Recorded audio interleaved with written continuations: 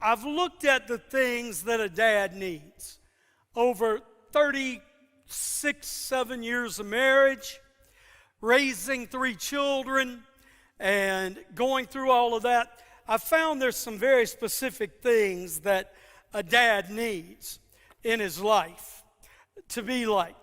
And number one is an adjustable wrench. Any of y'all ever seen one of those? You call it a crescent wrench. Because what you can do is you can adjust it to fit anything.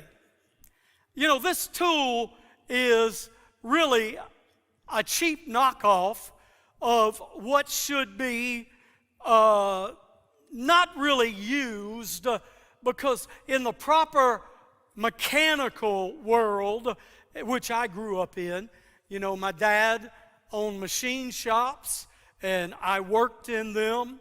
I tore apart various heavy-duty pieces of mechanical stuff from chemical plants, nuclear plants, paper mills, refineries. Very rarely, unless you absolutely had to, did you use an adjustable wrench, because you used the right size wrench. You had tools. You had a tool box, a big one, tool case, and you would pull out the right size. But the one thing about this is it's adjustable.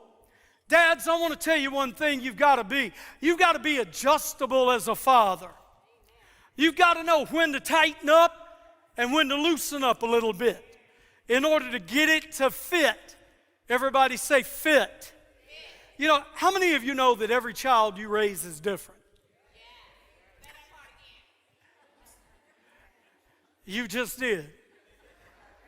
No. How many of you know raising more than one child, they're all very different? And how many of you know what works for one won't work for another one? And so you've got to be adjustable.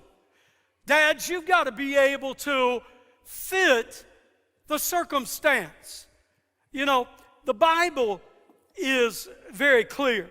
It says in Ephesians chapter 6, fathers, provoke not your children to wrath, but bring them up in the nurture and admonition of the Lord. You know, provoke not your children. Everybody say provoke not. How many of you know even as an adult you can provoke your child? You know which buttons to push that they're going to go off on. Hello? And you need to learn how to navigate around that, daddies. It's very important. Colossians chapter 3, verse 21 says, fathers, provoke your children not to anger, lest they be discouraged. How many of you agree we need to encourage our children? Come on, how many of you mom and dad speak positive things over your kids? You need to speak over their life every day. Baby, you can be anything. You can do anything. You can be president. You can be an astronaut. You can be an engineer. You can be a millionaire. There are no limits to what you can accomplish. How many of you are glad your parents spoke that kind of words over you? How many of you wish your parents would have spoke those words over you? Next, daddies, you need to be, tell me what this is. What is that? A level. A level. How many of you believe fathers need to be level-headed? Daddy, you never know what's waiting for you in that door when you walk in. You've been at work all day. You've been doing your thing, making the money, bringing it home, putting food on the table. You just want to relax. You just want to kick back, sit at the TV with your remote. Some of y'all in the new generation, y'all just want to come on, pick up your Xbox and play games. I know you want to relax, but you walk in the door and all of a sudden, mama is telling you, you better take care of this kid of yours. How many of you know it's real quick how fast they go from belonging to her to you? Come on now, y'all got to amen me better than that. You know what I'm talking about? I mean, I've had Andrea call me up on the phone. You better come home and deal with this kid of yours. And I'm like, I didn't have him. I just made him. He's yours. You deal with it. Daddy, we've got to be able to be level-headed.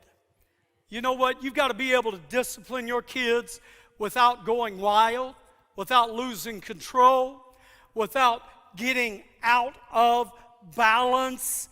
And the biggest thing that I want parents to know is consistency will raise solid children.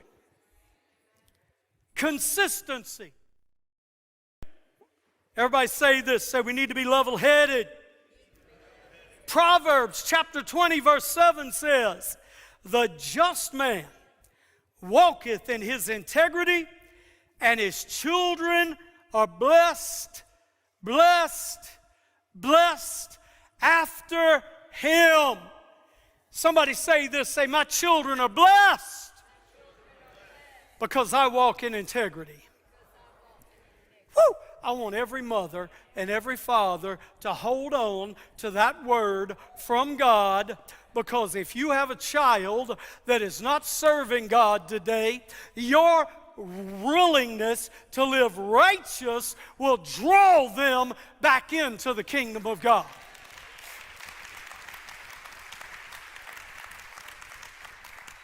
How many of you mothers have prayed your children back into the kingdom? Dads, you have that same responsibility. Number 3, the third thing that a dad needs in his toolbox: a staple gun. Any of y'all got one of those? You know why dad needs a staple gun? Because there comes a point in time where, sorry, I just had to see. There comes a time when things are going to fall apart and you're going to have to staple them back together again.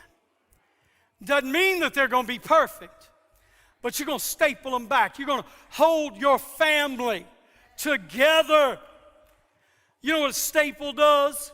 It reaches across and it holds one piece of material together with another piece of material by force. And you know what, dads? There's times you're going to need to hold your family together by force. The enemy's going to come and try to rip your family apart. But if you've got the Holy Ghost and the Word of God, you can reach out and hold your family together.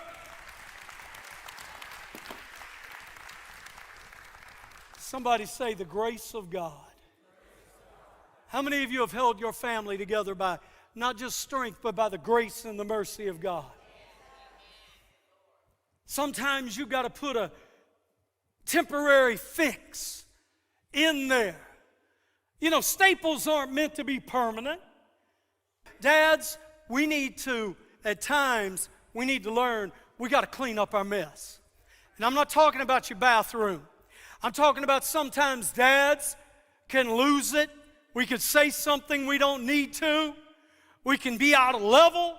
We can be out of adjustment. And we need to be able to go back. And as a father, let me tell you this.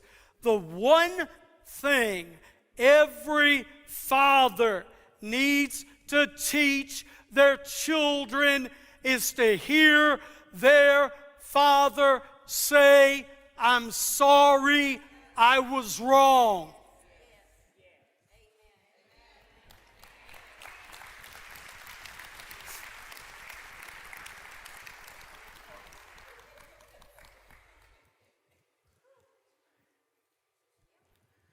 Dads, it's hard. We're not perfect. We make some messes inadvertently, accidentally.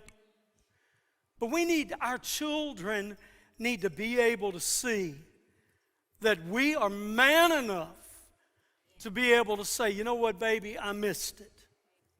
Next, one thing a daddy needs is an extension cord. You say, what for? Because daddy is the power central of the home.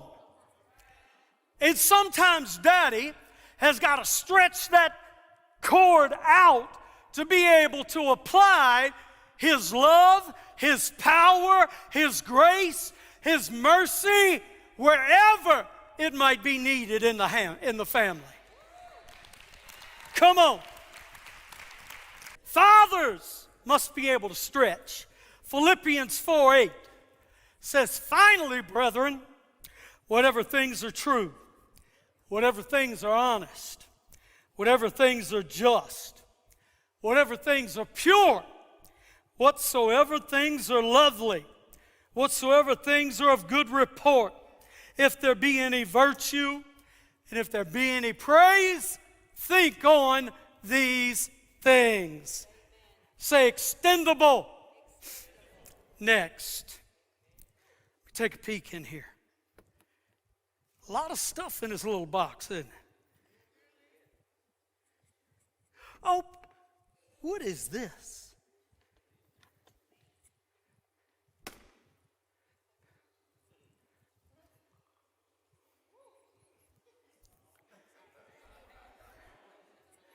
Versace.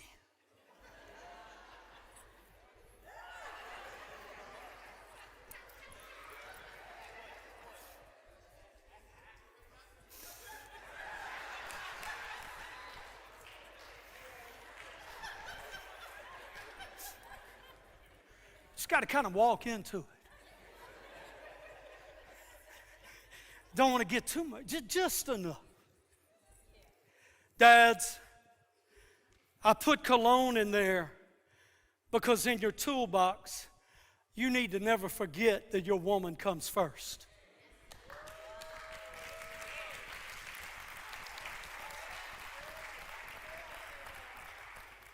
In the midst of everything else, not only are you called to be a father, you're called to be a husband.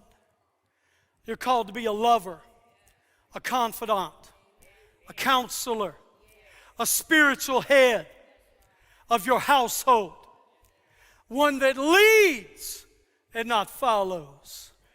But you need to remember, you need to be special for her, not just with cologne, but that cologne is just an example of, in our toolbox, we never forget that our wives come before our children. Let me say that again. Our wives come before our children. I want everybody to say this. Say, God's priority in my life is number one, God. Number two, my spouse. Number three, my children. Number four, my family. Come on. Come on.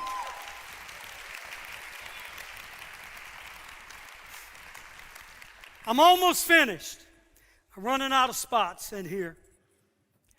The next thing dads need are a good pair of pliers. These are good ones. These are I'm not going to break anything. Lock on to it. Why? Because sometimes dads need to lock on to a member or members of their household. And I mean lock on. What do you mean lock on? I mean you need to lock on in prayer, in the Word, in love, in comfort, in compassion, in mercy. And you need to have that thing so tight that no matter how they try to get rid of you, you will not fall off as a dad. Listen, the Word says this. It says, Proverbs 3 and 5, trust in the Lord with all your heart. Lean not unto thine own understanding.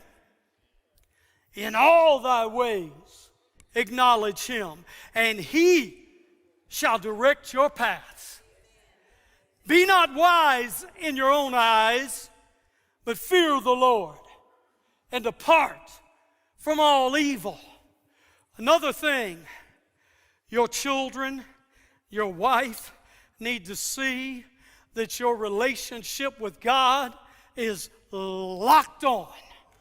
There ain't no turning loose. Not my power, his power. Not my thought, his thought. Not my way, his way. How many of you know the woman with the issue of blood latched on until she got her miracle?